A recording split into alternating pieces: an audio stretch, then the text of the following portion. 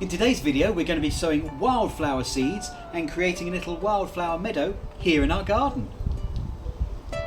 Hi folks, G3 here and Mrs G3, and we are in our relatively new garden. This is a new build house that was built just over a year ago.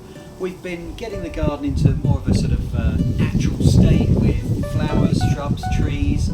Now there was grass that was placed in here when we moved in, but this is a very clay area, which means that in wintertime the water just isn't running away. We're getting pooling of water pretty much all along here. I mean, it's virtually a swimming pool, isn't it? I mean, yeah, the water just covers this area everywhere. And in summertime, it's becoming very dry, as is the nature of clay soil. So this area is just a really dry area, and the grass is just dying back because of the excess water and dryness now.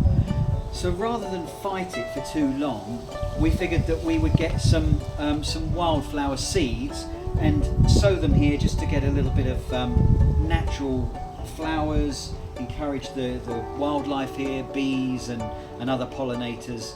We did this at our other house, didn't we? And it was quite nice. Yeah, it's turned out really nice. My favorite flower is poppies and daisy. Yeah, we got some nice daisies, we got some good poppies in there, quite a range. We had it for a few years, so there were a number of different flowers coming up. And we've gone for the same company for the seeds. This is a company called Meadowmania, and they produce seed mixes that are specific for different soil types. So what we've got here is a clay soil mix. It is 100% wildflower seeds, and it's a perennial species, and it's specifically for this type of soil. Now I'll give you a little bit of information about what they say that needs to be done. We've got all the equipment ready here that we're going to need. They're saying there's going to be a range of different flowers here. There's going to be the annual wildflowers, and they're going to be completing their life cycle within a single year. Planted in spring, they're going to grow rapidly, produce a long season of vibrant blooms, but in autumn they'll die off, but they'll be seeding from their seeds and recovering there. There's going to be perennial wildflowers.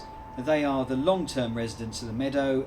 They don't bloom in the same year that they're planted, but they have a lasting presence. So we're not going to get those coming up and flowering in the first year, but in following years they're going to be flowering.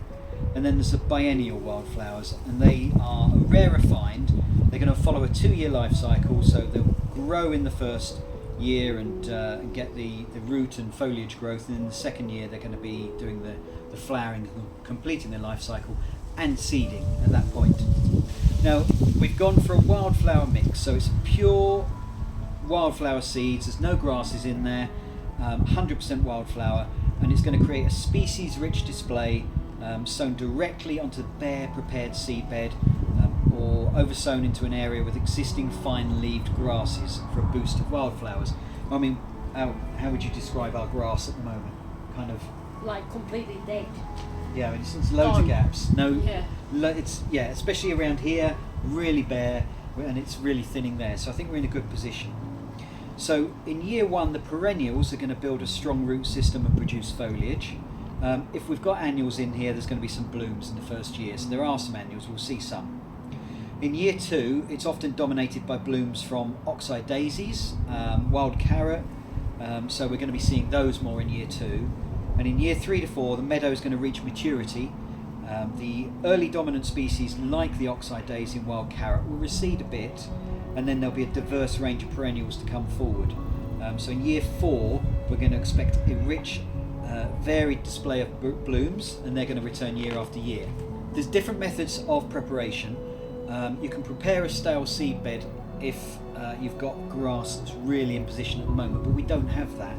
So we're going to be going and preparing to sow into sort of the existing grasses that we take back. We're going to be exposing at least 50% bare soil. We'll need to make sure that the grass is cut back short, and then harrow or scarify the ground and clear away as much dead thatch as possible. I mean, we're going to be taking out what grass we can. We're going to be raking over. Best times to sow, it's in the spring, so March through to May. We are early May at the moment, which is why we're doing it now, or you can sow in autumn, so that's July through to October. It says to use a carrier, so before sowing it helps to mix the seed with a carrier such as silver sand to increase the volume, helping to achieve more coverage. because you really don't need a strong coverage of seed. It's 1.5 grams to 3 grams of wildflower seed per metre squared. I mean, I'm estimating we've probably got about 5 metres squared, 10 metres squared maybe that we're covering, something like that. So we're going to need up to about 30 grams of seed is what I believe. So what we've got here is a bowl of fine sand. It's dry fine sand, so we're going to mix the seed in with that. We'll be able to see clearly where we spread it on here, so we'll get a better idea, and we'll mix that around and we'll know where it's gone. It's going to be easier to do.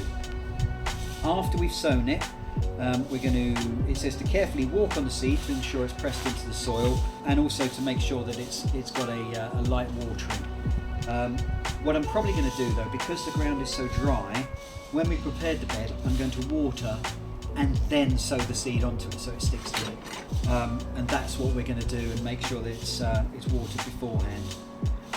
And then we're going to come back much later after we've done that to show you how it's going and how they're growing. But we're going to get on with preparing this seed bed now. What we're going to do to start is Mrs. G3 is going to dig out some of the larger clumps, and I'm going to be having a rake and just making the ground a little bit easier to get some of those pieces of grass out. So let's make a start.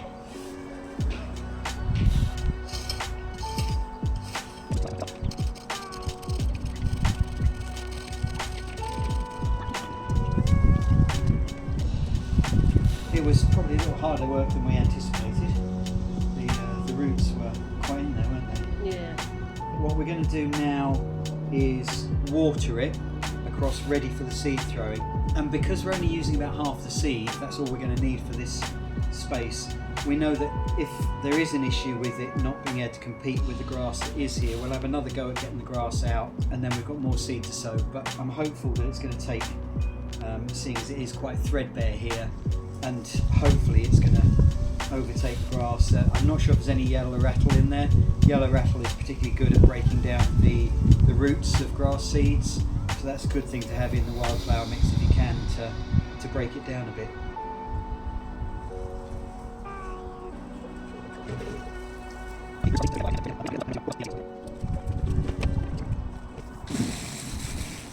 We've got the bowl of sand here, which is dry, to help with the sowing. We've got the seeds in here, so they are a chalk mix from Meadowmania. We've got 50 grams here, and we've estimated that we're going to need approximately, well, 25 grams should be fine, mixed in with this sand and spread over this area. It's a sealed top on here, so that's good. And what I'm going to do is just put in half of this mix. You can see the sort of seeds we've got here.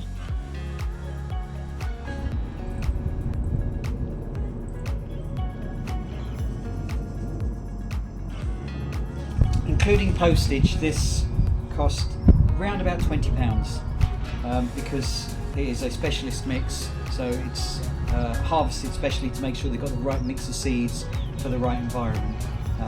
But it does do quite a large area, 20 metres squared, so reasonable size. So it's working out about £1 per metre squared to do, but it's good quality seed. So this is what we got here with the seed. Just mix it in with the sand.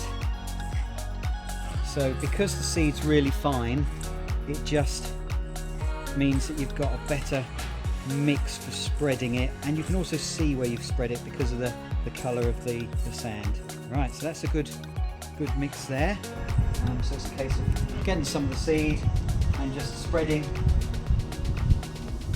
over the area, and you can see where you've dusted because you get the lightness of the sand to show where you've done it.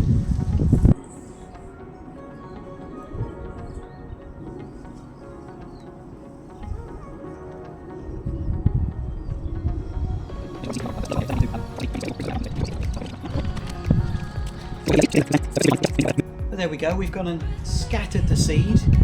We're not going to tread this one down because we've moistened it.